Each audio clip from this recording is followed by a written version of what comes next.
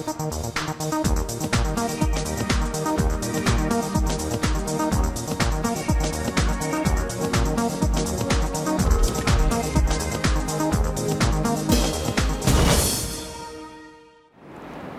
dan v Evropskem magazinu.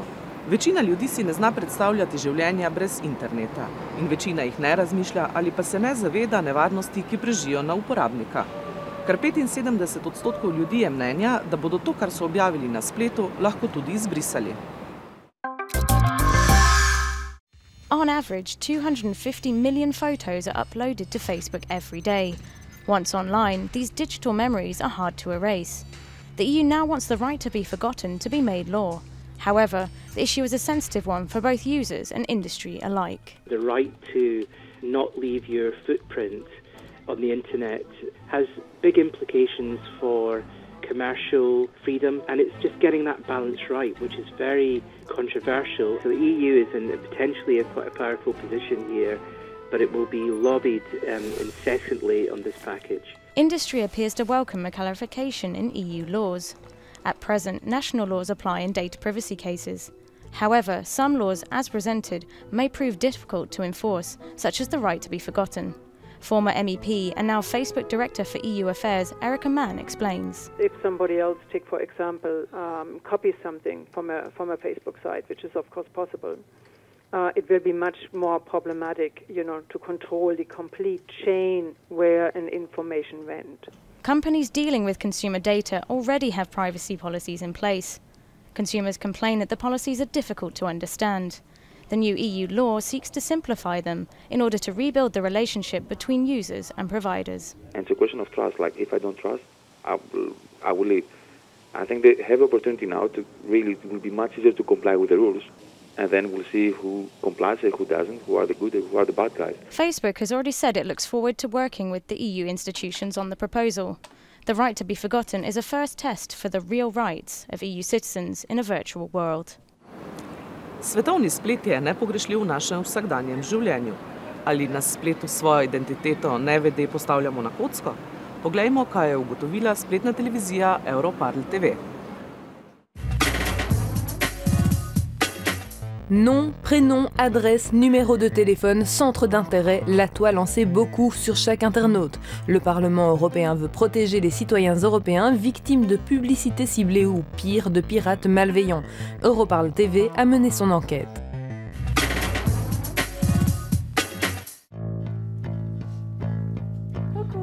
Difficile d'y résister longtemps lorsque l'on rentre de l'école. Comme Margot, la plupart des jeunes ados retrouvent leur ordinateur une fois chez eux. Pour s'inscrire sur son réseau social préféré qui réunit aujourd'hui plus d'1 milliard d'utilisateurs, elle a dû confier certaines de ses données personnelles. Nom, prénom, date de naissance, sexe, numéro de téléphone, je pense que j'ai mis. Pour des questions de sécurité, quand on se connecte sur mon compte, Facebook m'envoie un message. Mais sinon j'ai mis que j'habite à Bruxelles, mon école, mais sinon j'ai rien mis. En quelques clics pourtant, à une centaine de kilomètres de là, Damien trouve des photos de Margot et de sa mère. Leur adresse, leur parcours scolaire, les infos récoltées sont ensuite reportées aux principales intéressées, plutôt mécontentes. Déjà où j'habite, c'est quand même tellement privé. Mes études, non. Enfin bon, c'est pas, comme vous dites, c'est pas des choses très croustillantes, mais c'est pas normal qu'on le sache. Ce n'est pas normal. Et pourtant, de l'autre côté de la toile, toutes ces données sont interceptées, où que l'on soit. Nous retrouvons Damien sur une aire de parking, au milieu de nulle part. Son PC est connecté à une borne Wi-Fi et à un logiciel très révélateur. Je vais surfer, tout simplement.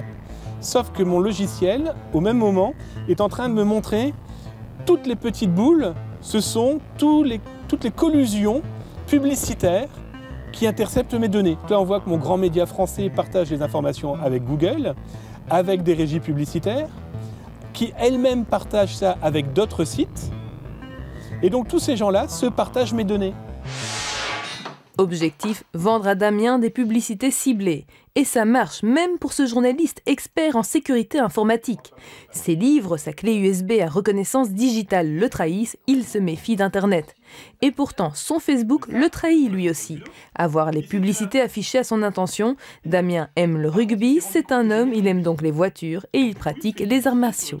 Très vite, Facebook a compris qui j'étais et il se dit, tiens, dans les publicités que je lui propose, obligatoirement, il y en a une qui va l'intéresser, donc il va cliquer dessus, donc il va me générer de l'argent par son clic. Et toutes ces données peuvent être utilisées, peuvent être utilisables soit par le web marketing, mais il y a aussi les pirates, ceux qui vont vouloir voler ces informations. Pourquoi ? Tout simplement pour usurper mon identité. La finalité, dans tous les cas, pour cette population, c'est de tirer de l'argent de mes données privées. Toutes ces utilisations frauduleuses de données personnelles mal protégées ont interpellé le Parlement européen. Il faut dire que la dernière réglementation européenne traitant de la protection de ces données date de 1995, bien avant l'essor d'Internet. We want to achieve a single instrument which all citizens of the European Union can rely on and can enforce, also in the internet environment, with strong rights, for example, for deletion of my personal data, for information that I know what's happening, and also with strong sanctions, which then are enforced against also big companies who are acting worldwide. Si cette nouvelle réglementation est adoptée, les entreprises en faute pourraient par exemple payer une amende correspondant à 2% de leur chiffre d'affaires annuel, de quoi peut-être refroidir certains géants du web comme Google et Facebook. Mais ces données sont aussi le fonds de commerce d'autres professions qui n'ont aucune mauvaise intention. Une pétition regroupe plus de 40 000 signatures, notamment d'historiens, de sociologues et d'archivistes. C'est quelque chose qu'on partage, cette idée de protéger les citoyens par rapport aux géants de l'Internet. Mais du coup, en voulant protéger les citoyens, on en arrive à une sorte d'obligation de destruction des données personnelles, alors qu'on peut en conserver certaines dans de bonnes conditions et qui pourront servir plus tard pour mieux connaître notre société d'aujourd'hui. Mais le député européen les rassure, les États membres continueront à établir une liste des exceptions justifiées à la réglementation européenne de base. Le but principal, c'est d'établir des règles de base communes de protection pour tous les Européens, même vis-à-vis des entreprises non européennes. Varnost na internetu je iluzija in Evropska unija izboljšuje zakonodajo na tem področju. Poglejmo nevarnosti kibernetske kriminalitete za evropska podjetja in državljane. Données bancaires, personnelles et secrets d'entreprise, nous sommes tous sur la toile aujourd'hui. La menace, ce sont les cybercriminels. L'Union est en train d'améliorer ses lois pour lutter contre ces gangsters des temps modernes. Europarl TV mène l'enquête.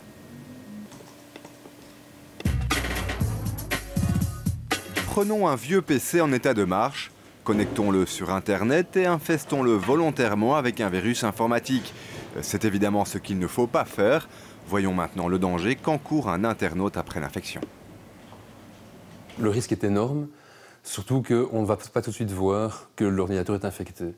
Et donc, un petit programme qui s'est chargé sur votre ordinateur va permettre à un cybercriminel d'avoir accès à vos informations, PC banking, mots de passe, vos comptes, Internet, etc. et agir à votre place, à votre insu. La sécurité sur Internet est une priorité. Hacker ou en d'autres termes pirater un site est-il si facile?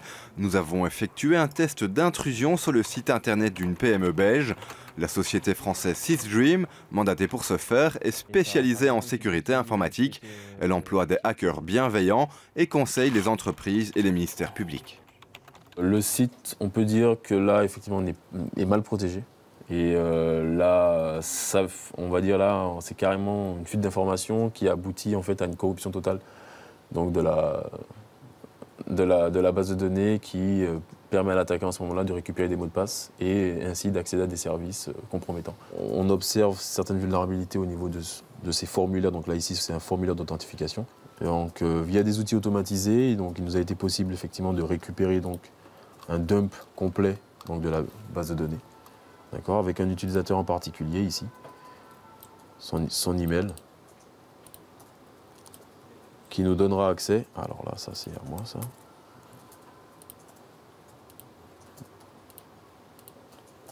à un accès donc web, d'accord,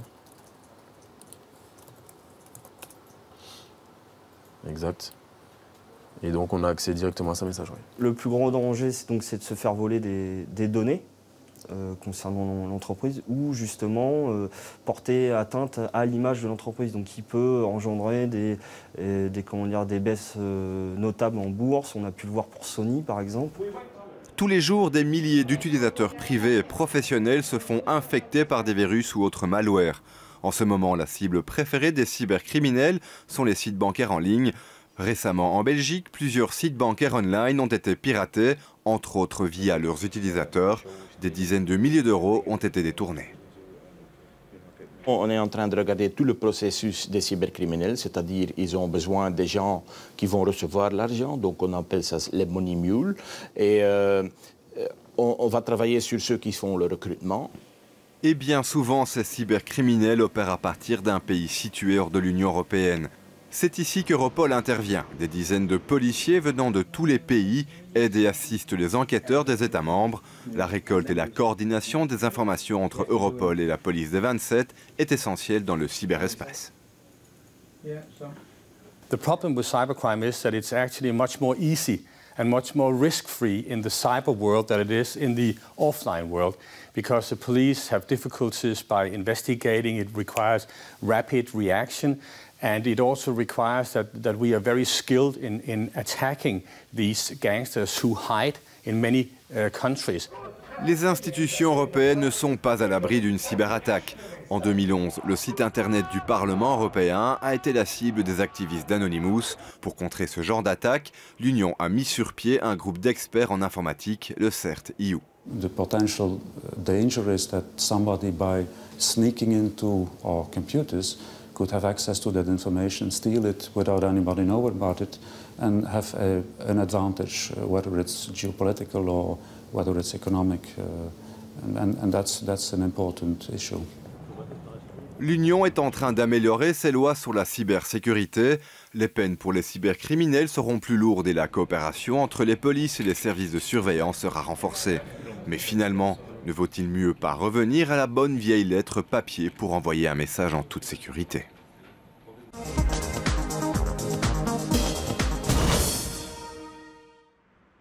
At the European Consumer Centre in Kehl in Germany, a fresh case has just landed on the legal desk.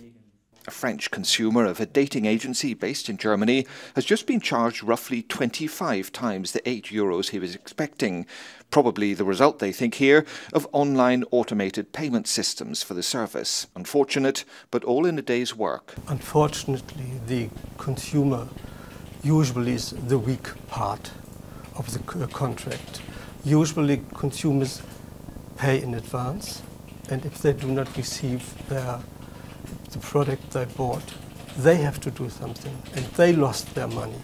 No one likes a fight, least of all over goods or services bought from unknown traders online and usually paid for up front. The path to redress can be long, bitter and costly. More and more people buy online, and as a logical consequence, it's not because traders are always bad, but logically, statistically, there are more and more disputes also. But we have no common grounds concerning dispute resolution in Europe. But things are changing. Two measures strengthening procedures for consumers have just been passed by Parliament. One, alternative dispute resolution, helps avoid recourse to the courts by offering impartial mediation. The other, online dispute resolution, helps aggrieved consumers register and manage complaints online, wherever and whatever the language. Rosa Thun has been steering this part through Parliament. Here we will have a mediation, no winner, no loser, no fight really. It's a completely new attitude, more friendly, faster, cheaper. Back at the European Consumer Centre, it means a heavier workload, but an advance in their work fighting for consumers. But it comes with a warning too. We are completely helpless if they have to deal with fraudsters. The advice is just take care whom you are giving your money. Usually all these offers are just too good to be true. Pending final agreement with member states, the new systems are expected to come into operation within around a year and a half. To je bil Evropski magazin. Budite z nami tudi prihodnji teden.